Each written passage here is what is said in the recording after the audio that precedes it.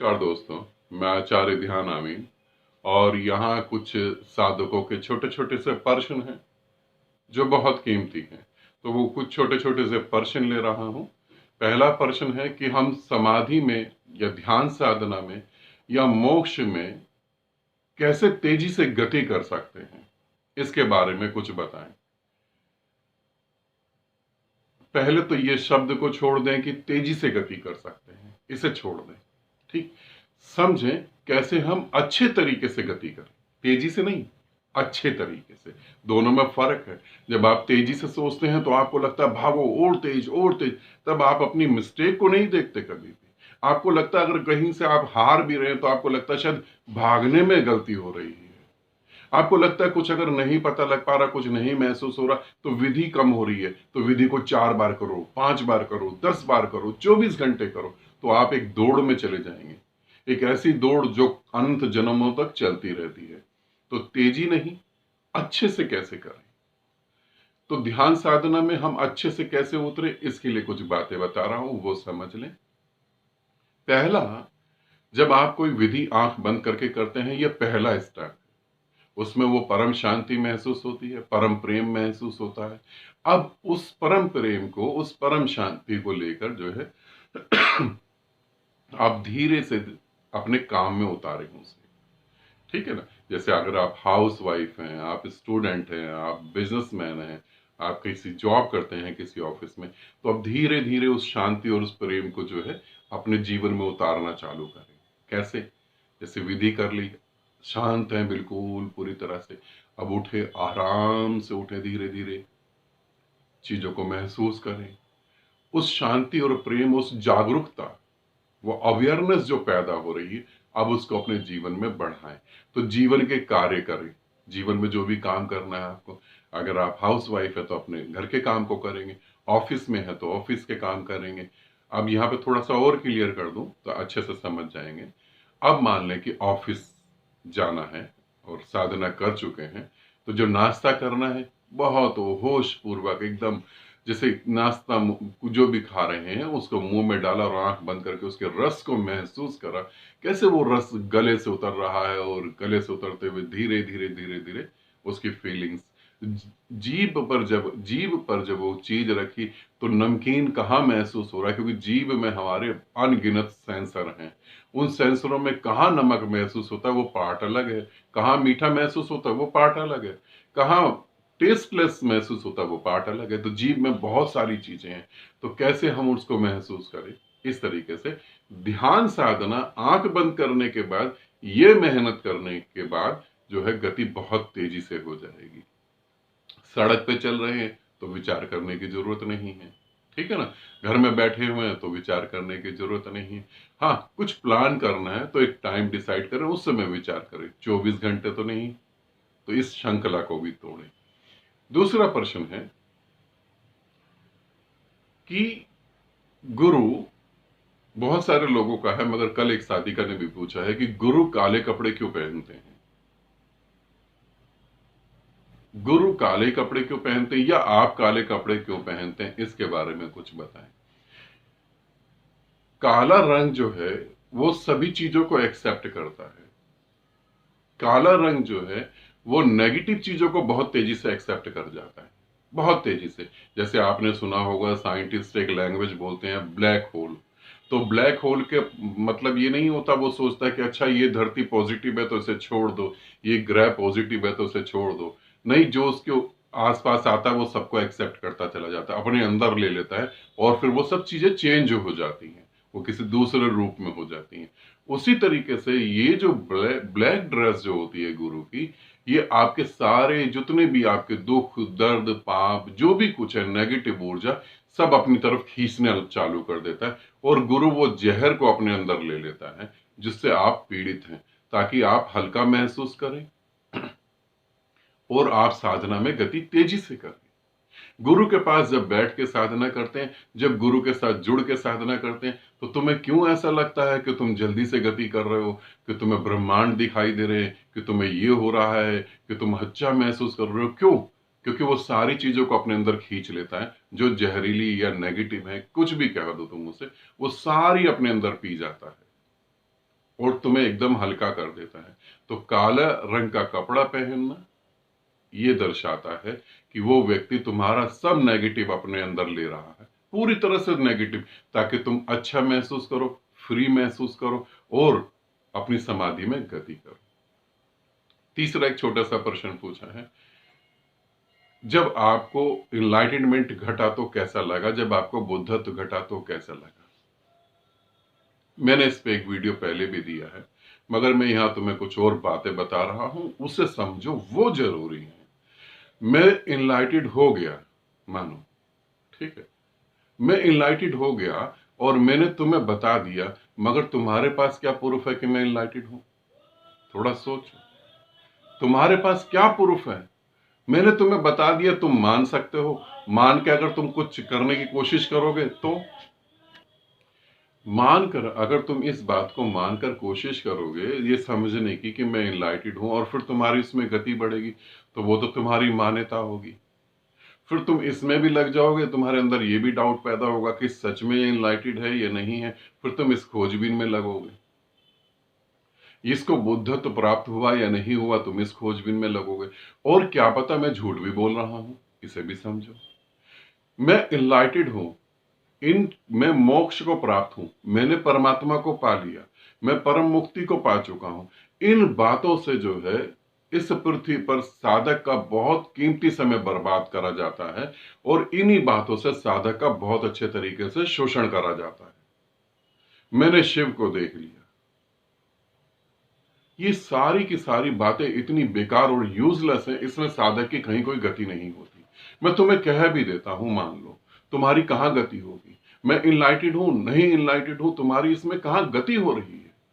अगर तुम ये सोचो कि मैं इनलाइटेड हूं और मैंने कह दिया हाँ मैं इनलाइटेड हूं, मैं ऐसे ऐसे इनलाइटेड हो गया और वैसे वैसे इनलाइटेड हो गया, तो तुम क्या करोगे? तुम्हारी एक मान्यता और बन जाएगी। फिर तुम मान्यताओं के जाल में फंसोगे।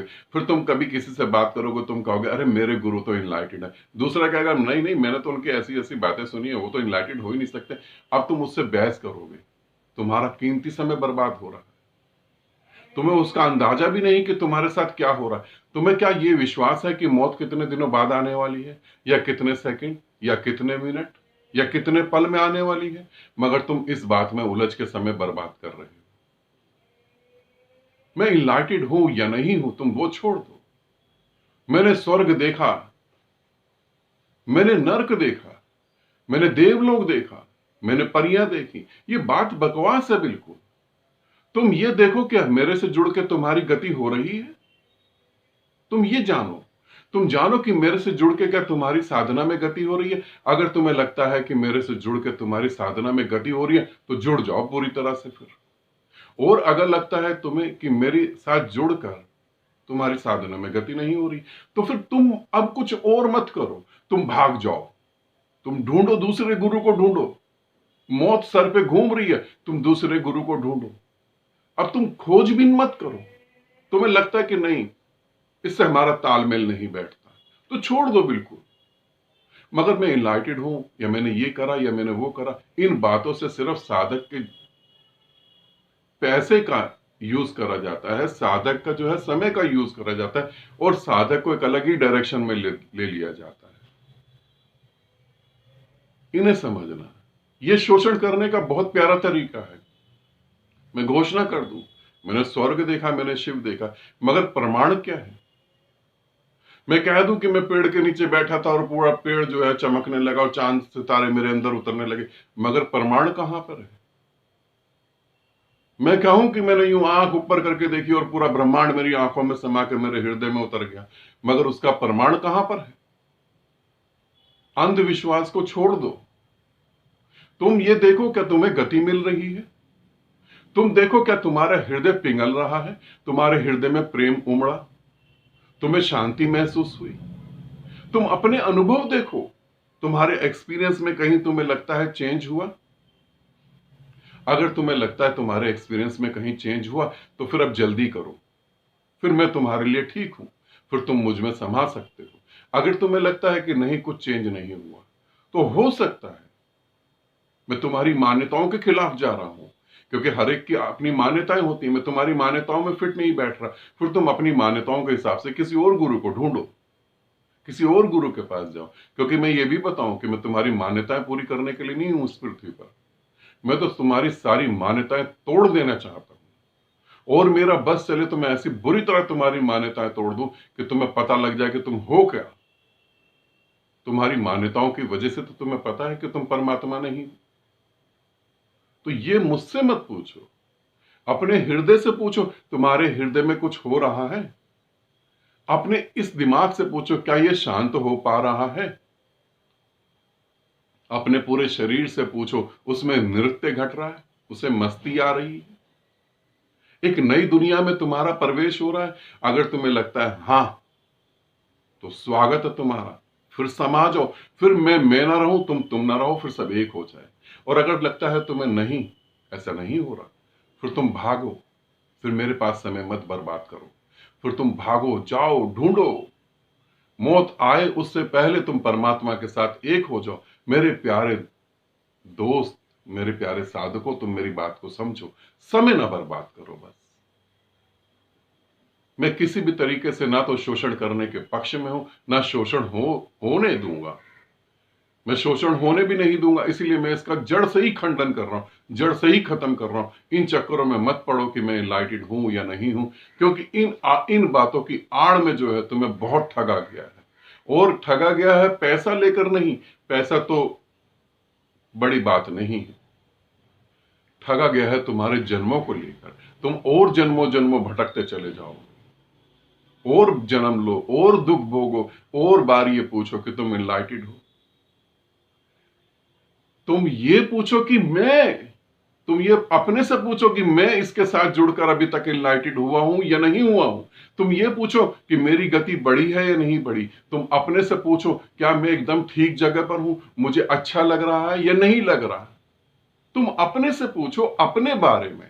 मुझसे मेरे बारे में क्या पूछो। जब इनलाइटेडमेंट की घटना घटती है, जब बुद्धत्व की घटना घटती है, तो ये इतनी निजी होती है, इतनी निजी होती है कि घर वालों को नहीं पता लगता। जब मेरे साथ घटना घटी, मेरे घर में किसी को भी नहीं पता लगा, किसी को भी नहीं पता लगा कि मेरे साथ कुछ हो गया, कुछ भी नहीं। वो स्कूल जाने के लिए डांट पड़ती थी, होमवर्क नहीं करा तो मार पड़ती थी, कुछ भी नहीं हुआ, कहीं कोई परिवर्तन बाहर नहीं हो रहा था। मेरे पिता, जिनकी वजह से मेरे को ये शरीर मिला, उनको अंतिम समय में जब वो अंतिम सांस ले रहे थे, तब उन्होंने देखा, तब उनको पता लगा कि मैं कौन हूं। उनको भी नहीं पता था। आज भी मेरा परिवार है, मेरे पूरे परिवार को ये बात पता है? बिल्कुल नहीं। कुछ सदस्यों को तो पता है, कुछ सदस्यों को बिल्कुल नहीं पता। सोचो, मैं जिनके खून से पैदा हुआ, उन तक को नहीं पता लगा था। और मैं तुम्हें बता दूं, तुम मेरी बात पे भरोसा करके बैठ जाओ। ना हक समय ना खराब करो। मौत कहां है तुम नहीं जानते। उससे पहले एक हो जाओ उस परमात्मा से जो तुम्हारे हृदय में बह रहा है। उतरो अपने भीतर। ये फालतू की बातें मत पूछो।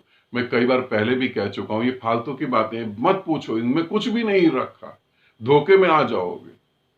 बड़ा मीठा मीठा बोल बोल के व्यक्ति तुम्हें धोखे में फंसा सकता है। इसे मत इसमें मत उलझना, बिल्कुल मत उलझो। मैं क्या खाता हूं, मैं कैसे घूमता हूं, मैं कैसे चलता हूं, मैं क्या करता हूं, मेरा पूरा दिन कैसे बीतता है, मुझे कौन से कलर के कपड़े पसंद है, ये सब बकवास है, पूरी बकवास है। अपने से पूछो, अपने से पूछो कि मेरी गति बढ़ी। यदि हां, तो फिर और बढ़ाओ। यदि नहीं, तो भागो, ढूंढो, रुको नहीं। समय ना खराब करो, जासूस ना बनो। भीतर बैठे परमात्मा के साथ एक परमात्मा बनो। मृत्यु घटित हो उससे पहले जाग जाओ। मृत्यु घटित हो उससे पहले जान लो कि मृत्यु शब्द ही झूठा था। ये तो हमारा भ्रम है। ठीक है, आनंदित रहो, सदा खुश रहो। बहुत बहुत प्रेम आप सभी को।